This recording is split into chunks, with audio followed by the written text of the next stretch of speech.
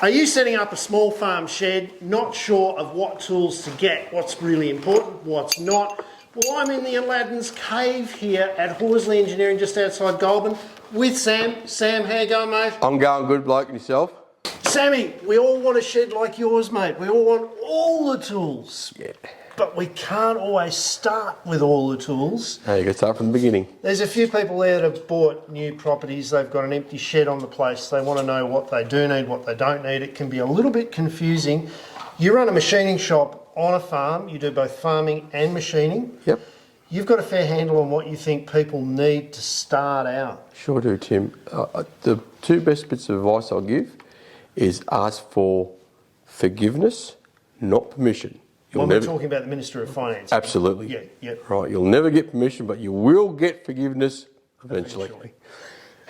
It's two men there. This is called Forgiveness Mark III, I think. This Mark III, this one. Yeah. And the other thing is buy what you can afford without breaking the bank. Yep. There's no use spending all your eggs in one because you need many pieces. So Sam, this looks like a lot of tools and it looks like very expensive tools, but looks can be deceiving if you're smart. Tell me about this clamp. $5 marketplace, each of them. And that wow. one. Yeah. It's 20 so bucks. You wouldn't, people have this fascination with brand new tools. If you're smart, you can save yourself a whole heap of money here on this bench just by buying second-hand tools to begin with. That's right. But there's some things that you should buy new. Yeah. Like welders. They've come a long way, haven't they? They've come a long way. Look, we were playing with that before and it's amazing the power that comes out of that little welder. One of the ways you can tell you've done a good weld is the slag, how hard it is to chip the slag off. And you can see the slag here is just about, well, it's cracked. And see how easy it comes off. So that's how you can tell it's a good weld. This is a little MS, what is it? 135 ST. Little world class 135 ST. It packs and punch, doesn't it? It packs and punch at 140 amps. It was burning holes through 20mm plate, eh? It really's got some current behind it. So you can get yourself out of trouble for $200 or $300 with a brand new welder that can do just about anything you need, can't you? That's right, yeah. It's like if you want to learn how to stick weld, great little machine, run on a little generator, you can take it out in the paddock. The amount of real estate that's going to take in your vehicle to go out there is minimal. Especially if you're starting with a new small shed. Small tools can be good. Your first welder was a little bit bigger? Yeah, my first welder was a bit bigger. It was a big 3-phase stick welder. But back them days, well, even now they're worse, they were worth nothing.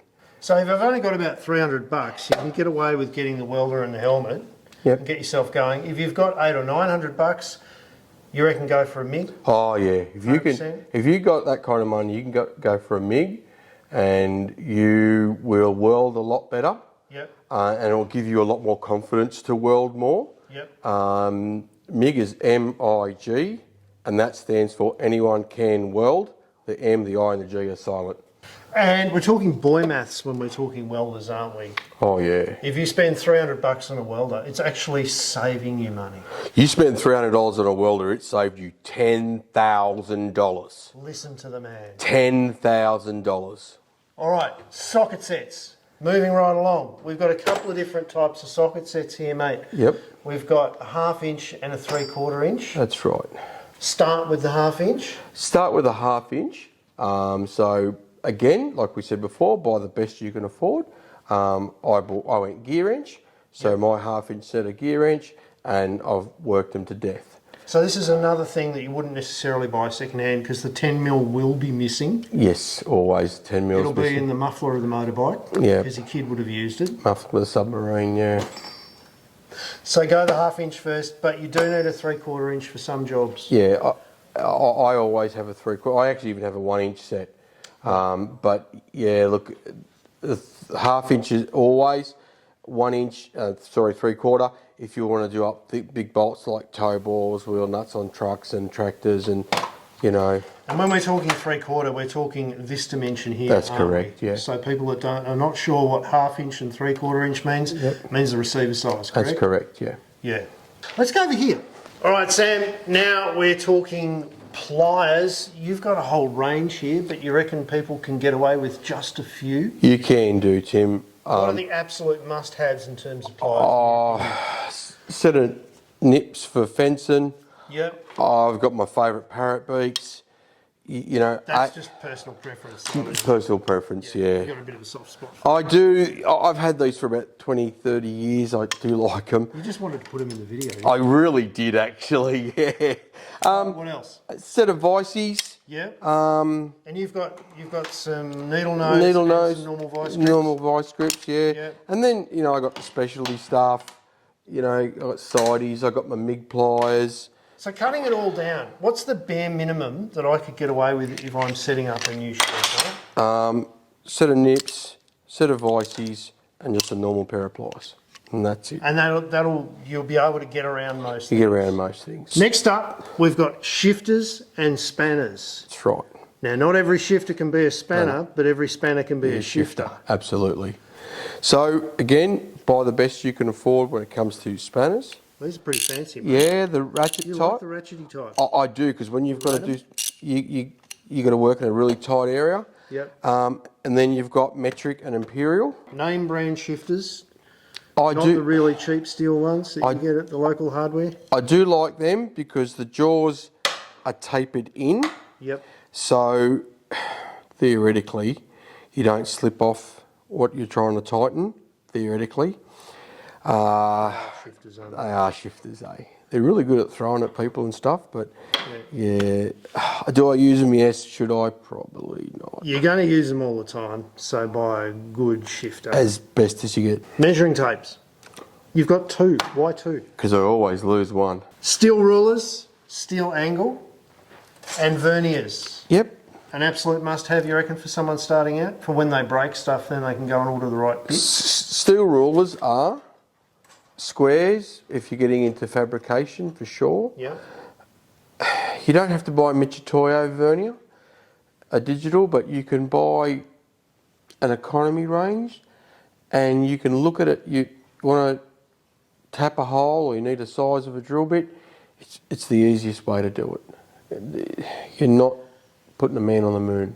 You won't be drilling the wrong hole in the wrong thing. That's right. Save a fortune. That's right. We're saving again. Another 10 grand. What's next, mate? Hammers. Hammers and punches. That's the only tool I ever use, mate. Oh, come on, man. I've seen you do some pretty good work. You don't need use more than that. But, mate, you've thrown in an important accessory that people overlook. Yes, they'll always go for the hammer, but they won't necessarily direct their force properly. You're including a cold chisel and a centre punch as well. These are absolute must-haves in the shed, aren't they? Knocking off slag with the cold chisel, punching holes just before you drill. Beautiful. Get rid of a seized bolt. Yep. All that sort of stuff, really Absolutely. easy. Timber, not steel. Yeah, especially that one, Tim. Steel, not timber. Yeah. Give and take. Give and take. Depends if you're frustrated. That's right. And this one, that's got a world of use, hasn't it? That's a dead blow. So if you shake it, you'll actually hear it. It's like the maracas. Yeah. And you want to move something without denting it, and you've tried asking politely, and it still won't move, you get that girl on it. The shot inside it actually multiplies the force when you hit, Absolutely. doesn't it? Absolutely. Next up, we've got screwdrivers here, mate. Now, people should have a range of sizes, not just 1 or 2. That's right. And they should have a flat blade and a Phillips head at the very least. Absolutely. Yeah. All right. So you do have a drawer full of these things, but you can get away with half a dozen or so. That's right, yeah. Most often. Most often enough. Now, you have a set of Allen keys, and unlike me, your set of Allen keys is continuously together, held in place like this. I absolutely love them Allen keys, Tim. We keep a set like that, a metric set and an imperial set like that on every machine. Yep. And if you want to change tips out, you want to tighten something loose, it's just there and it's just handy. Will I rebuild something with them? No. But as a beginning set, I love them. And you can't lose them. They are the easiest tool in the shed to lose. Absolutely. Safety. Yep. Even the man who stops a bench grinder by hand, Allegedly. I've got video evidence of that. That wasn't you me. Still practice safety. Absolutely. I do. I'm as deaf as a post, and I've always worn earmuffs, and I've still had crap in my eye, and 90% of the times I wear safety glasses. You got a set on your head. Well, yeah. So there you go. Buy the best that fit you, suit you, are comfortable to you, and then they won't be a drag to wear. Yeah, because if you buy the cheap stuff that hangs in the plastic packet on the clip rack when you go into your hardware store, they're going to annoy you, and you won't end up wearing them when you need them, will you? See, Tim, I didn't even know I had a set on top of my head. That's how so used I am wearing them. Next up, mate, the fun bit. Yeah. Cordless power tools. Power. It's Saving fantastic, millions here, Tim. We are, aren't we? Because every time you do a job in your shed and don't have to pay a mechanic, you can basically buy the tool. Absolutely. So buy good quality, you reckon? Again, the best you can afford. I love Makita, that's what I use. Yep. I've got lots of mates in the trade, run Ryobi, and they swear by them. Well, the thing is, they've got such a good warranty. Absolutely. 2 or 3 years later, they break down. You just throw it away and get another one. Truth be told, I don't get much more than 3 years out of a Makita skin anyway, so. There you go. So if it's got a 3-year warranty, doesn't matter what colour the skin is, as long as it's got a reasonable amount of power, you wouldn't go and buy the $20 or $30 job. Well, you're buying a $20, $30. And especially drills. You want good torque out of your drills, so a good name brand drill is critical. The rest of them, as long as it's got a warranty, you're safe. You're safe. Sharp drill bits.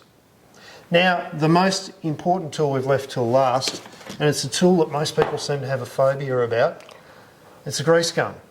They can be a bit of witchcraft, Tim. Priming a grease gun can be witchcraft. But once you learn how to do it, you're as good as gold. And if you grease things? Preventative maintenance is better than forced maintenance. And as a fitter, I can tell you that preventative maintenance is cheaper than forced maintenance. So we've just saved $20,000 by putting grease on this. 22, because I know how hard it is to fix stuff that's broken. I think we're up to 100 grand. Oh, look, man. I reckon we should go out and buy that new tractor. Let's go. Okay. Last but not least, mate, you probably can't see it under all these tools, but you've got a fairly thick piece of steel for your bench. You reckon the first bench that people should put in their shed should be a steel one that they weld up with their brand new welder? Absolutely. I think you should start with a steel bench. Yep. Because you can always have a little piece of timber that clips on and off your bench. Yep, which you might need for cushioning if you're working on timber itself. Stuff. Yeah, that's right. But a good steel bench, and the top of your bench is most important. I've seen people use fire doors for the tops of benches. Anything, get inventive, it doesn't matter. So look for a nice big piece of steel, buy it off Facebook Marketplace, commandeer it out of the garage sale, do whatever you have to do, weld some legs on it and you're underway. Absolutely. You can't beat a good bench. Fantastic. Now, the other thing I did notice, and this is not by accident, you have a dirty great tub of CRC there. You reckon buy your lubricants in bulk? Yeah, 100%. It just, when you've got them in bulk, you will use more, but it's so cheap. That's the whole point of it, isn't it? Lubrication, lubrication, lubrication. That's right. And you spray your gear, you keep your gear clean. You've always got it with you.